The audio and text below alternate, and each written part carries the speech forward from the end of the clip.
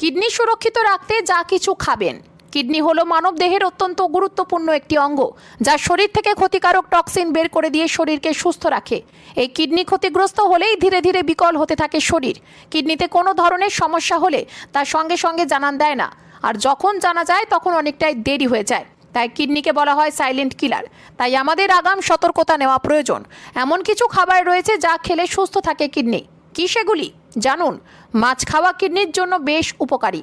মাছে রয়েছে omega-3 fatty acid, যা শরীরকে অনেক রোগের হাত থেকে দূরে রাখে। খাদ্য তালিকায় মাছ অন্তর্ভুক্ত করুন, কিডনির সমস্যা থেকে মুক্তি পাবেন।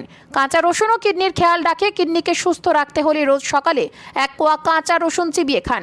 এছাড়া কিডনির জন্য বেশ ভালো একটি ফল হলো আপেল। গবেষণায় দেখা গিয়েছে যে যারা নিয়মিত আপেল খান তাদের মধ্যে কিডনির সমস্যা অনেকটাই কম। এছাড়াও খেতে পারেন বাঁধাকপি। এতে ফাইটোকেমিক্যাল ও অ্যান্টিঅক্সিডেন্ট রয়েছে, যা কিডনির স্বাস্থ্যের জন্য ভীষণ